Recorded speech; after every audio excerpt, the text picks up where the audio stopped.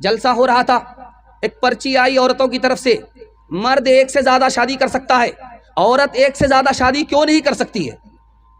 औरतों के पिंडाल से पर्ची आई, जलसे में पर्ची आई कि मर्द को एक से ज्यादा शादी की इजाजत है, औरत एक से ज्यादा शादी क्यों नहीं कर सकती। तो उसका जवाब उसी के हिसाब से दिया गया कि अगर एक से ज्यादा शादी करेगी औरत तो 2 शादी करेगी तो 2 सास मिलेगी, 3 शादी करेगी तो 3 सास मिलेगी, 4 शादी करेगी तो 4 सास मिलेगी। अब तुम इसके लिए तैयार हो कि 4 सास तुम्हारे ऊपर मुसल्लत होगी। ना बाबा, इस्लाम ने बहुत अच्छा किया, एक ही सास तो बहुत बड़ी अजाब है, बहुत बड़ा अजाब है, बहुत बड़ी मुसीबत। अब उसको समझ में आया। जब ससुराल से बेटी मैके आई, सारे घर की औरतों ने घेर लिया। औरत से पूछा कि बेटी तुम्हारा शौहर कैसा था। माशाअल्लाह। तुम्हारे ससुर कैसे थे। अल्हम्दुलिल्लाह। कहा तुम्हारी ससुराल कैसी थी। तो बहुत बहुत अच्छा, सुभान अल्लाह। अब पूछा कि तुम्हारी सास कैसी थी। कहा इन्ना लिल्लाह, जल्ले तू जलाल तू, उस बला को टाल तू। माँ समझ गई कि शौहर पसंद है, ससुराल पसंद है और ससुर पसंद है, लेकिन सास पसंद नहीं है। तो माँ होती है। बेटी को अदब दिया। कहा बेटी एक बात बताओ, तुमको सब पसंद है, सास पसंद नहीं है, एक बात बताओ, तुमको मैके से जो ससुराल ले गई थी कौन ले गई थी। कहा मेरी सास आई थी, मुझको देखा सुना था, पसंद किया था, अपने बेटे से मेरी शादी करा करके मुझको ससुराल ले गई। तो माँ ने कहा बेटी अब इंसाफ से बताओ, अगर सास ने ये एहसान नहीं किया होता तो तुमको इतना अच्छा शौहर मिलता, इतनी अच्छी ससुराल मिलती, इतना अच्छा ससुर मिलता, नहीं मिलता। अब बेटी को समझ में आया कि सास बला नहीं होती है, माँ से ज्यादा होती है या माँ के बराबर होती। 2-3 मिसाल दे रहा हूं, जल्दी से खत्म कर रहा हूं, ध्यान से सुनिएगा। अभी पहले ये होता था कि मुसलमान लड़का गैर मुस्लिम लड़की को लेकर के भाग जाता था, ये भी गलत है। उसके बाद ये होने लगा कि गैर मुस्लिम लड़का मुसलमान लड़की को लेकर के भागने लगा, ये भी गलत है। अब क्या हो रहा है आपको सुनाऊंगा, आपका कलेजा मुंह को आ जाएगा। अब कुछ और हो रहा है। मुसलमान लड़का गैर मुस्लिम लड़की को लेकर के नहीं भाग रहा, गैर मुस्लिम लड़का मुसलमान लड़की को लेकर के भाग नहीं रहा है, बल्कि अब कुछ और हो रहा है। मुसलमान लड़की गैर मुस्लिम लड़के को लेकर के भाग रही है।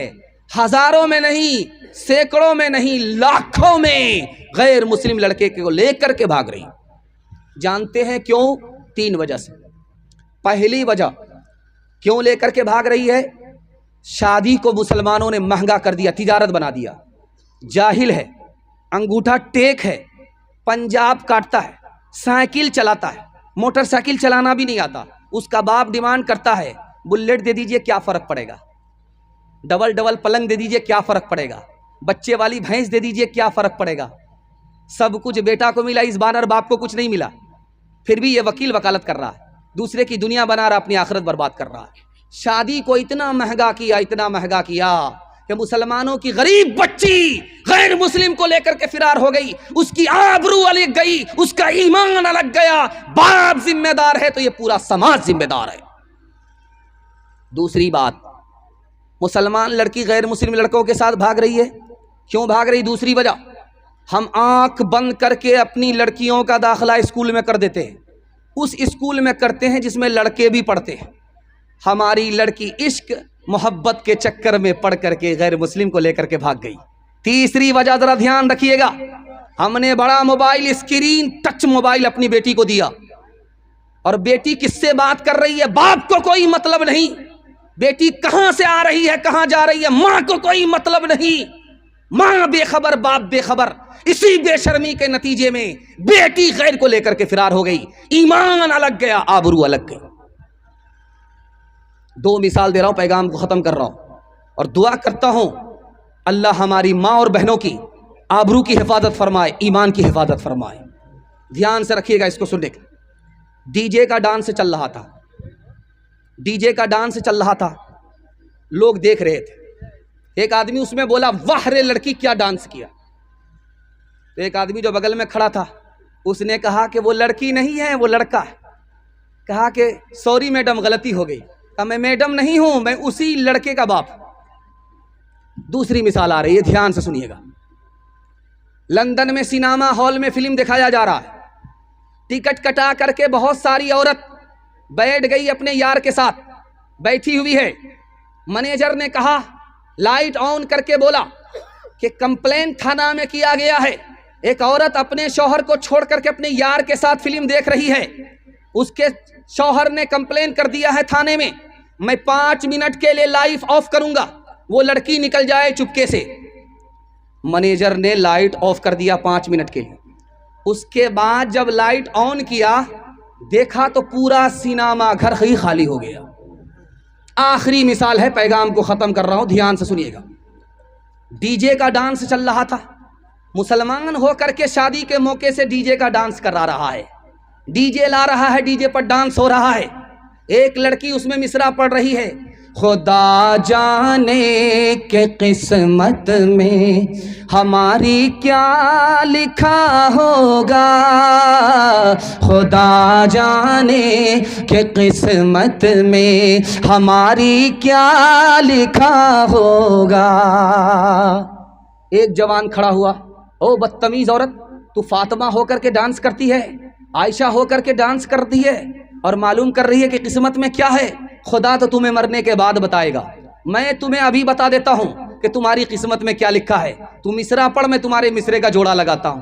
खुदा जाने के किस्मत में हमारी क्या लिखा होगा। उस लड़के ने जवाब दिया, गले में तोक लानत का, गले में तोक लानत का, सवारी को गधा होगा, गले में तोक लानत का, सवारी को गधा होगा। शादी में झूमती है, शादी में झूम झूम कर ढोलक बजाएगी, नाचेगी और गाएगी, एक टिंग दिखाएगी। शादी में झूम झूम कर ढोलक बजाएगी, नाचेगी और गाएगी, एक टिंग दिखाएगी। कासिर इसीलिए तो कोई बरकत नहीं रही, बेफातिमा सी अब कोई औरत नहीं रही। माँ ने बेटे से कहा, बेटा मैंने तुमको दूध पिलाया है, दूध पिला करके मैंने तुमको जवान किया है, हराम खा करके मेरे दूध को बर्बाद मत करना। माँ की पहली नसीहत। दूसरी नसीहत दिखाने के लिए जा रहा हूं।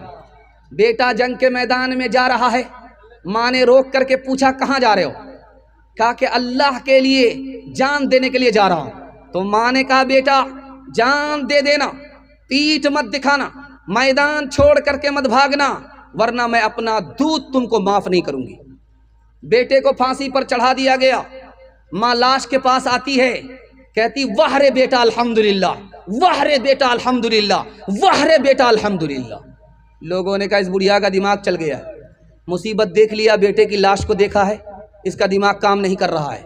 ये अल्हम्दुलिल्लाह पढ़ रही है, मुसीबत में इन्ना लिल्लाह बोला जाता है और राहत में अल्हम्दुलिल्लाह बोला जाता है। ये तो मातम में इन्ना लिल्लाह के बजाय अल्हम्दुलिल्लाह बोल रही है। उस माँ का जवाब सुनिए, मैंने अपने बेटे को दूध पिलाया था, आलिम बनाया था इसी दिन के लिए कि राहे हक में सही फतवा देने में अपनी गर्दन कटा देना, लेकिन सही को सही बोलना, गलत को गलत बोलना। इस खुशी में मैंने अल्हम्दुलिल्लाह पढ़ा है। चौथी बात याद रखिए, बेटा जंग के मैदान में इधर खबर आई कि तुम्हारा बेटा भाग गया, हार गया। बाप ने कहा भाग गया होगा, जरूर हार गया होगा, जरूर भाग गया होगा। माँ ने कहा मेरा बेटा भाग ही नहीं सकता, मेरा बेटा हार ही नहीं सकता। खबर आई कि पहली खबर गलत थी, तुम्हारा बेटा मैदान जीत करके आ रहा है, तुम्हारा बेटा मैदान मार करके आ रहा है। अब बाप ने बेटे की माँ से पूछा कि तूने इतना यकीन से कैसे कह दिया था कि मेरा बेटा मैदान हार नहीं सकता। उस माँ का जवाब सुनिए, अल्लाह सबको ऐसी दीनदार माँ अता फरमाए। उसने कहा कि बचपन में जब भी मैंने अपने बेटे को दूध दिया बगैर वजू के नहीं दिया, मैंने जो बेटे को दूध पिलाया बगैर वजू के नहीं पिलाया। मेरा बेटा मैदान तो जीत सकता है, इसका यकीन था मुझे, मैदान हार नहीं सकता।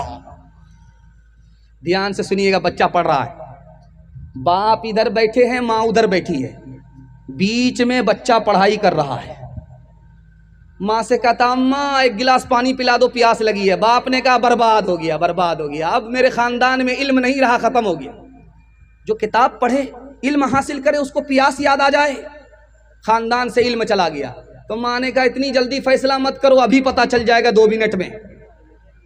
माँ ने बजाय पानी देने के गिलास में तेल पिला दिया, और पढ़ने के दरमियान में बेटे को पता ही नहीं चला कि मैं पानी पी रहा हूं या तेल पी रहा हूं। बाप ने कहा अल्हम्दुलिल्लाह, अब मेरे खानदान में इल्म बाकी है, खत्म नहीं हुआ।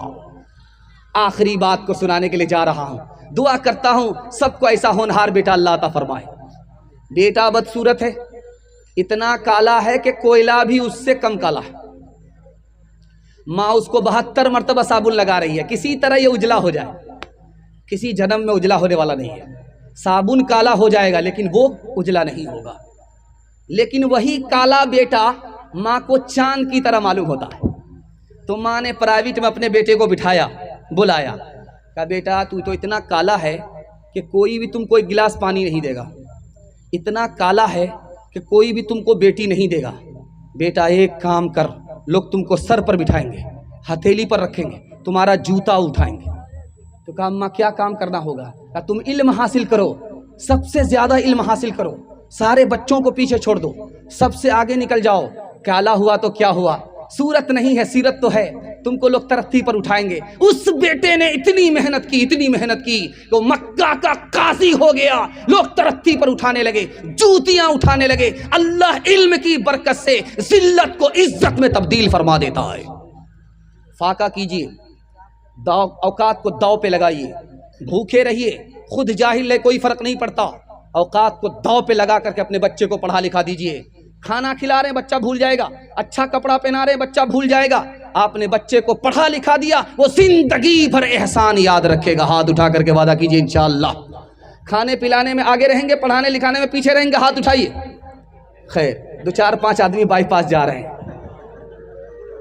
मेरे बच्चे तेरे अंजाम से जी डरता है, तेरी ही दुश्मना साबित हो जवानी तेरी। कांप जाती है जिसे सोच के ममता मेरी, किसी बुरे अंजाम से पहुँचे न कहानी तेरी। तेरे बचपन को जवानी की दुआ देती हो, और दुआ दे के परेशान सी हो जाती हो। मेरे मासूम फरिश्ते तू अभी क्या जाने, तुझको किस किस के गुनाहों की सजा मिलनी है। दीन और धर्म के मारे हुए इंसान की जो नजर मिलनी है वो तुझको खफा मिलनी है। तेरे बचपन को जवानी की दुआ देती हो, और दुआ दे के परेशान सी हो जाती हो। जलसा निकल गया, औरतों के हवाले से बाकी रह गया है। इंशाअल्लाह इस पैगाम को औरतों पर मुकम्मल करके हम लोग उठेंगे, दुआ करके जलसे को मुकम्मल कराएंगे। हाथ उठाइए इंशाअल्लाह।